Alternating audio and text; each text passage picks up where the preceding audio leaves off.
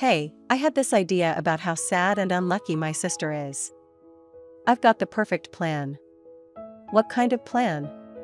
Just watch closely. Serafina put on a fancy wedding dress, the kind you would wear to a wedding. She walked over to the microphone. When she got it, she turned to the guests and said confidently, "Would anyone like to take my sister off our hands? She's not very educated, and she's getting old, isn't she?" After she said this, Serafina looked at her sister with a smug, mean smile.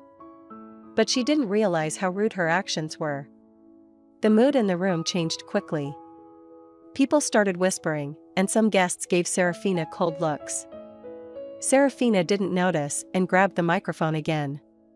"Come on, sister, you need to sell yourself more. There are plenty of handsome doctors here. You really don't understand what you've done, do you?"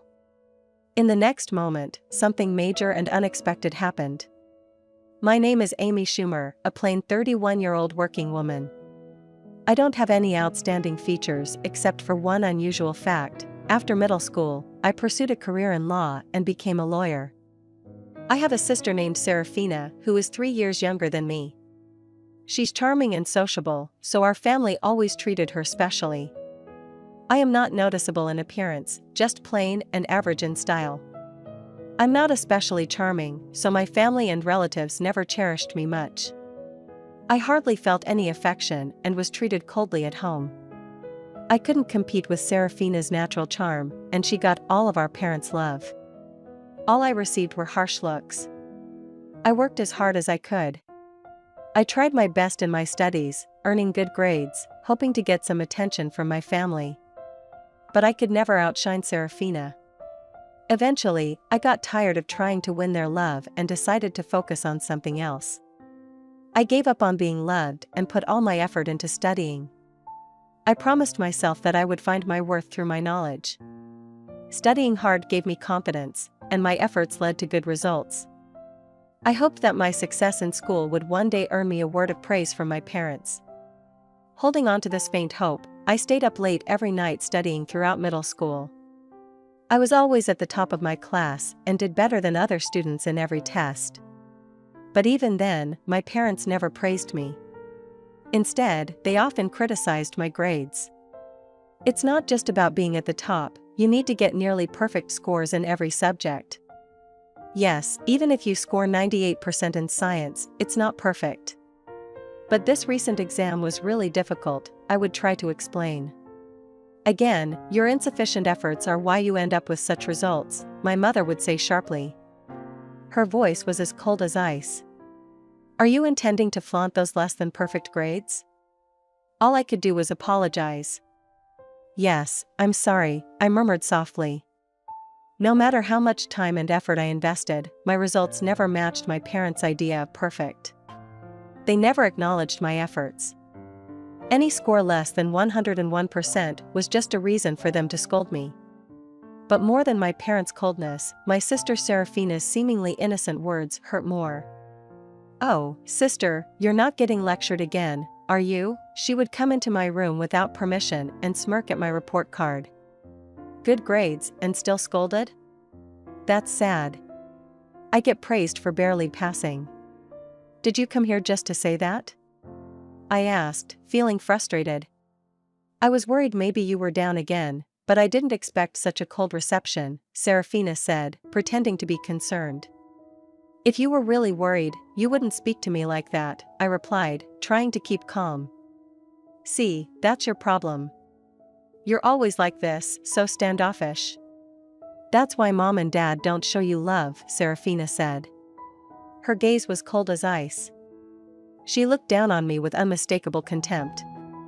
For a brief moment, her attitude was clear, even as she left the room. After she was gone, I could hear her cheerful laughter with our parents from the living room.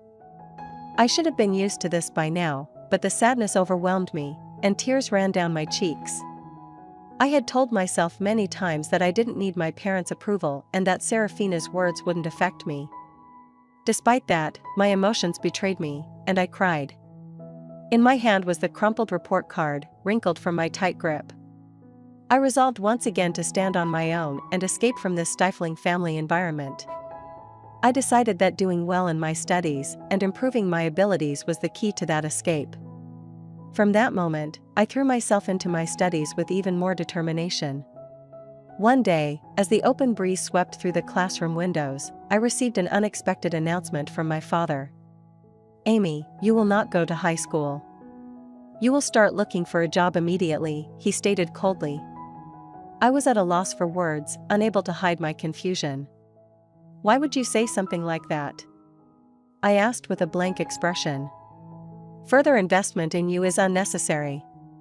If you want to go to high school, pay for it with your own earnings. If that's impossible, then you have no choice but to give up. But I'm still in middle school. Work opportunities are limited for me. How am I supposed to?" My protest fell on deaf ears. "Then you must accept this. After discussing it with your mother, we've decided to focus our finances on Serafina. We can't afford to spend more on you," he declared firmly. "That's not fair."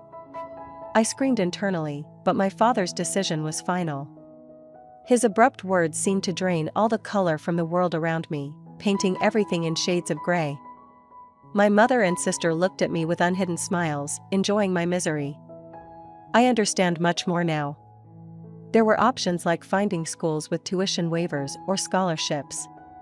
However, back then, without knowing how to access that information, I was simply devastated by the closure of my path to further education. Since that day, my passion for learning faded quickly. The praises from my homeroom teacher, who had always admired my grades, felt hollow.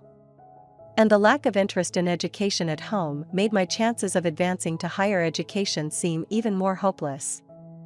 I started the next stage of my life by working at a local factory right after graduation.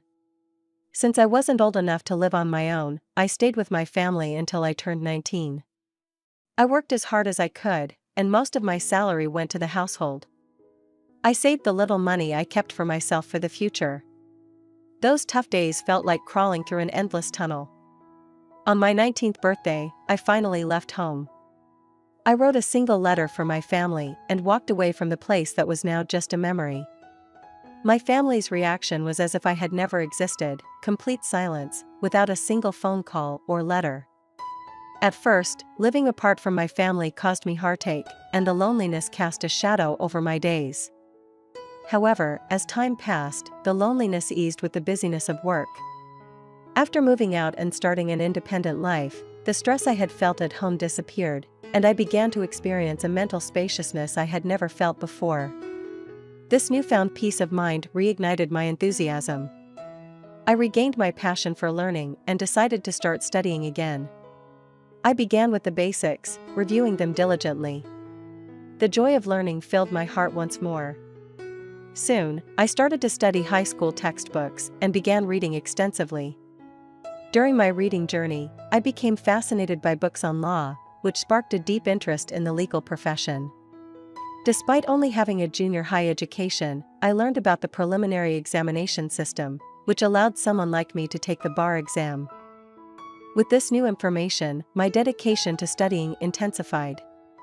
I used every possible moment to study, even during short breaks at work. I memorized legal terms during lunch, always preparing for the bar exam. The people at my workplace, mostly older than me, saw my earnest efforts and supported me. At the age of 24, I passed the bar exam. After passing the exam, I left my long-term job at the factory and secured a position at a top law firm. After about 5 years of training, I set out on my own and opened my law practice. Now, I happily work as a legal consultant for a hospital. Sometimes, I wonder what would happen if I told my parents about becoming a lawyer.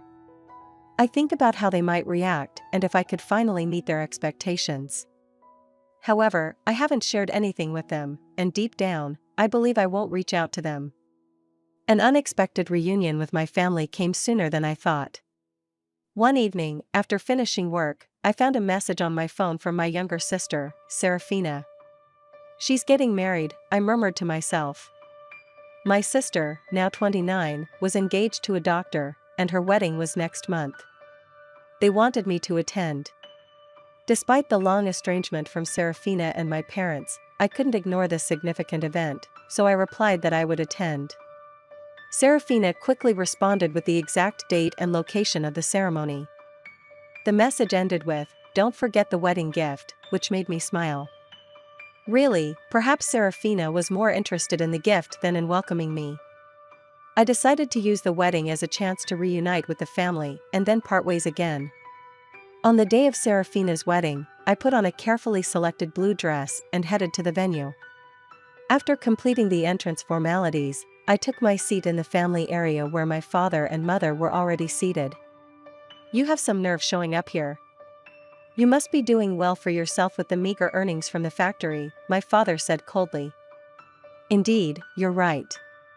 Introducing someone like her as family does not do us any credit as parents," my mother added with disdain. "Serafina shouldn't have invited someone like you," my father continued. I told them exactly that, but they insisted on getting the celebration money anyway, my mother said quietly, even though I was right there. They carried on this conversation without any hesitation. This was the reality I faced. I had a faint hope that sharing my side might bridge the gap between us, but it was quickly shattered. Both my father and mother seemed to completely avoid talking to me. In the silence, I glanced around the venue and noticed some familiar faces among the groom's side. Haven't I seen that person somewhere before? I thought to myself, feeling a sense of déjà vu as I traced my uncertain memory. I looked up the groom's name and my suspicion turned into conviction. The connection I had anticipated became clear. I couldn't entirely hide my faint surprise. Such a coincidence, almost like a twist of fate, I marveled.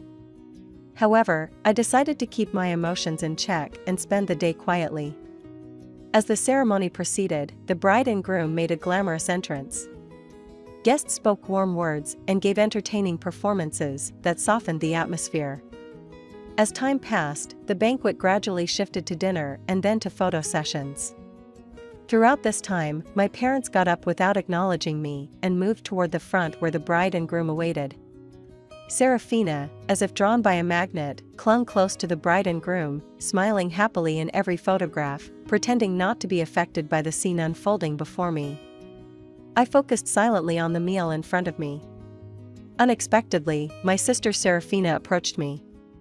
She came closer with a smile, but her eyes had a spark of something more than excitement to see her sister after so many years.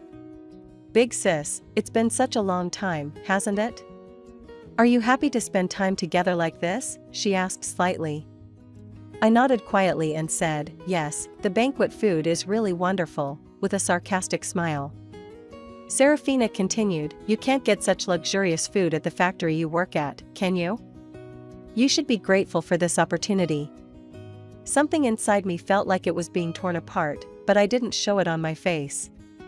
Serafina's words became sharper, tauntingly piercing me. "Oh dear, did I upset you? I'm sorry, but it's natural for you to be envious, isn't it? Your little sister marrying a doctor and all." Serafina said the words "I'm sorry" flippantly, as if they were meaningless. I kept my expression unchanged and quietly waited for my next move. At that moment, Serafina whispered in my ear, "Big sis, because I feel sorry for you, I've come up with a great idea." Despite trying to stay calm, I asked with suspicion, "A great idea? What is it?" Serafina, looking satisfied, said, "You'll see. Just watch closely." Wearing her elegant wedding dress, Serafina gathered everyone's attention. She took a microphone from the staff and suddenly announced loudly to the guests, "Ladies and gentlemen, you may not be aware, but my sister is here. She may not have the highest education or be the youngest, but if there is anyone kind-hearted enough, could you please take her under your wing?" My face turned red. "What are you saying, Serafina?" I exclaimed. Serafina continued, even louder, "Although she doesn't earn much and leads a modest life, is there someone here who can brighten my sister's future?" As everyone focused on me, Serafina seemed to enjoy my discomfort with a smug smile. At that moment, a shocking scene unfolded. Serafina's rude behavior escalated, and even our normally gentle parents joined in. "Please treat her kindly," my parents added. This was the last straw for me. Rage swirled within me. To ridicule someone so much at a happy event? How far would they go? I couldn't believe it, but now it was time for them to face reality. As the atmosphere shifted and murmurs spread through the venue, Serafina, unaware she was the center of attention, cheerfully called out, "Amy, look, there are so many doctors here. It's your chance." I stayed silent but conveyed my strong will through my sober gaze. "This is the end for you," I continued more calmly. "You'll understand soon just how terrible your actions have been." Just as Serafina tried to make an excuse, the groom suddenly raised his voice. "Wait, please. Why are you leaving your seats?" The venue was riveted by his voice, looking toward the groom. It was clear all his colleagues from work were standing up, heading for the exit. Even as the groom tried to stop them, a dignified man who appeared to be the hospital director spoke to the groom with determination. "The recent remarks of the bride were so unpleasant that I'm in disbelief. I apologize, but we can no longer stay here. We will take our leave now," the hospital director said. The groom hurried to stop him, offering to take responsibility for Serafina's words and actions. "Please wait. I admit her words were inappropriate. I'll speak to her directly and ensure she changes her behavior." However, the hospital director pointed out the gravity of the issue and revealed something the groom didn't know. "The problem isn't just that. Do you not know what kind of person her sister is?" The groom, confused, admitted, "No, I only met her sister for the first time today. All I've heard is that she worked in a factory after graduating from middle school." The hospital director couldn't hide his irritation. "Don't be ridiculous. Her sister is a respected lawyer and serves as the legal advisor to our hospital." The groom was shocked to learn this, indicating he had no idea I was the hospital's legal advisor. Serafina and my parents were also speechless. I was the legal advisor of the hospital where Serafina's fiancé worked. I had seen him several times at hospital events, which is why he looked familiar. The other guests probably realized this too. Serafina's inappropriate comments only made things worse, and that's why the hospital director was so outraged.